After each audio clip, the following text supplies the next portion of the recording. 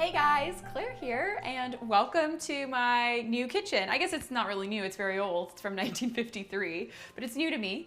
And if you've been following my YouTube channel, I'm sure you've seen quite a bit of it. And I'm so excited to do the kitchen tour because this is like, for me, I'm in a historical kitchen. I'm so excited about it. And I've been doing a lot of kind of reading on this style of kitchen, which is a St. Charles kitchen.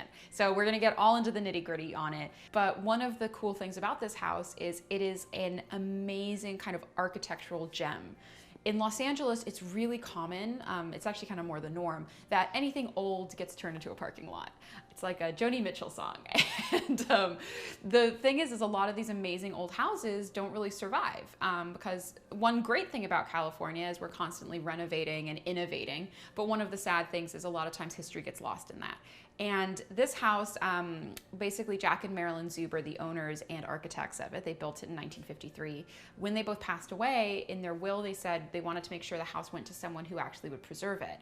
And believe it or not, I was like the only person willing to take that offer, which it kind of is depressing, but also really made me feel lucky to be a steward of the space. And that's really how I feel about it. I feel like I'm a steward of Jack and Marilyn's home. And it's cool to be in someone else's dream home a little bit. You'll see there's some cool little things in the kitchen particularly that it makes me kind of understand Marilyn's domain a little bit better.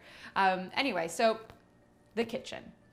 This is a St. Charles kitchen. So St. Charles was, and it still is, it's actually still around, funny enough, but St. Charles at the time in the 1950s was a really popular basically kitchen fabricator company. And what you would do is you would basically call St. Charles up, they'd send you a catalog, you'd see all the different finishes you could choose from, and they would do your entire kitchen. So for instance, in this space, that means all the tile, the woodwork, the cabinetry, the aluminum or stainless steel countertops, the linoleum floor, all of it is from St. Charles.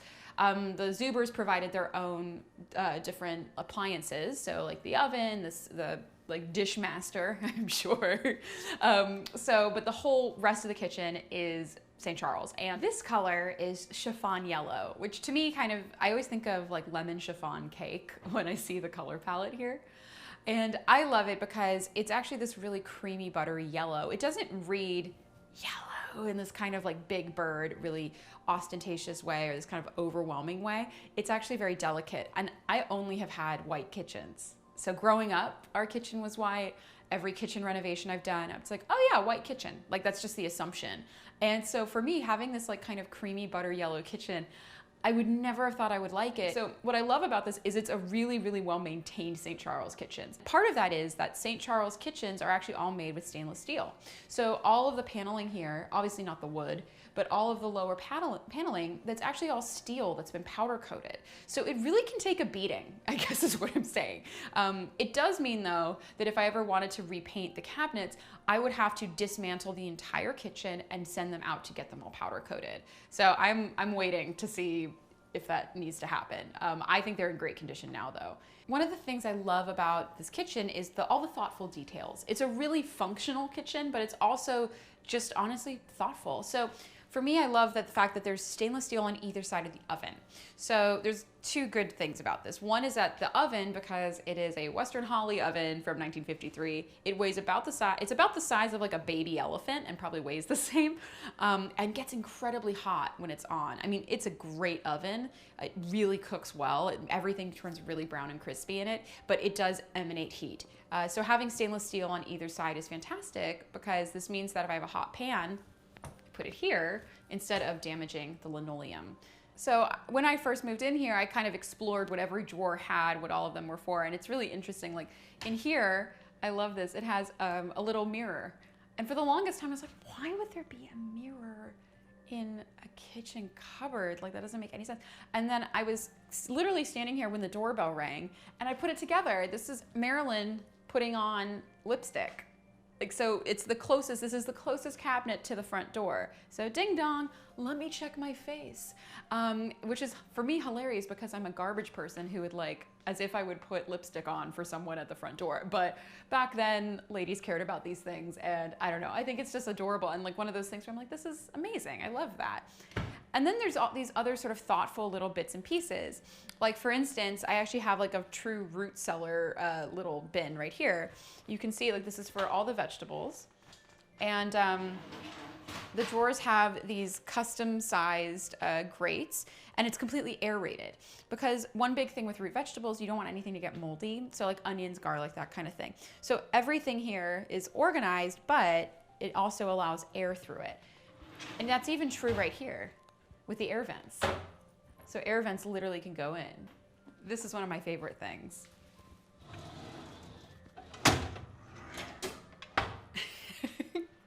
It even has the plug in here. That's the best part. I don't have to put plugs. I don't have to like plug it in on the wall or anything like that. It's ready to go. But like this was all already here. It's a completely custom kitchen, and I love it. It's literally like they were thinking of me when they put it together. And I think that's so amazing. Okay, I'm gonna put you back. The only thing that's new in this kitchen, other than myself, are three things. So the first one is the refrigerator, and this was really exciting. So throughout the house, anything that was from like the 70s or beyond, I had no qualms about getting rid of, because the truth is they weren't authentic to the original intent of the house, so whatever. So the fridge was obviously one of those things. And I have personally fallen in love with GE's new line, Cafe Appliances. This is one of the only new pieces that I put in the kitchen, and it's this amazing fridge by GE, part of their Cafe Appliances line. I'm honestly very obsessed with this entire line because it's just, first off, it's beautiful. So, I mean, I know that's not the most important thing with a fridge. You want it to be amazing, which it is, but it's just very pretty. I love the finish, like the simple matte white, the really beautiful, like metallic handles. It fits really well in my kitchen, which has a very specific aesthetic. And I didn't want to put something in here that felt too modern, too now. I wanted something that still had kind of old world touches, and I feel like this line really does. The other cool thing about it though is it's very spacious. So it's actually counter depth, but within it's just very well organized and really well thought out. My favorite thing about it though is the water dispenser. So you can do ice, crushed ice, water, and this is the coolest part, is you can also do hot water. So I pressed it to hot water. It's heating up for my cup of tea. And to me, that's amazing because I can press this, let it heat up, and then like go get my tea bag and everything organized. And then when I come back, it's ready to go. So for me, this is great because I actually don't have a water dispenser on my, my very old school sink. So this has become the water dispenser for the family. And I love that it has a giant freezer. My husband has a bit of a Costco problem, so he's always buying things to freeze and put away. And being a family, we always have to have kind of options in the freezer just to bang something out really quick for dinner. So having a big freezer really makes a huge difference. So this is the breakfast nook, and I love this corner of the kitchen. This is where we eat most of our meals. The funny thing about this space though, this is probably where the most renovation went in.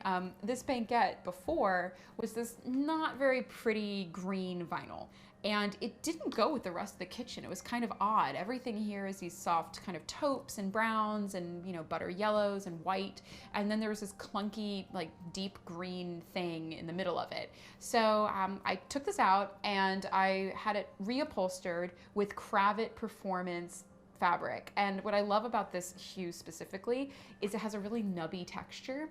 So it's very soft to sit in, it's very comfortable. It's very easy to wash. The fabric itself is developed to be in sort of high impact areas, but it actually looks a lot like the kind of fabric you would see in drapes, in like outerwear in the 1950s. And so I love this for that. It has this really fabulous texture to it. And I think it goes really well with the rest of, the kitchen space. It's not, too yellow, it's not too dark to match the taupe, it's somewhere in between, so it kind of connects those two color palettes really nicely. The other thing I replaced in this corner was, originally there was this not very cute, also period appropriate, I think it got added in the 80s, but this light fixture. So I got rid of that and replaced it with this. This is the Kiki light by Mitzi. And what I love about it is it looks like it's from the 50s. It has a very mid-century kind of aesthetic. It has that white enamel. This is a corner of the kitchen that I actually spend most of my time in because there is a coffee bar. So this is where all the coffee stuff lives. This set I'm obsessed with. It's a chrome, actually no, it's silver. It's a silver set from Craig's grandmother. So it's from the same time period and just has this really great kind of aesthetic. But yeah, no, I love this little corner. It's where I get the caffeine fix that I need in the morning.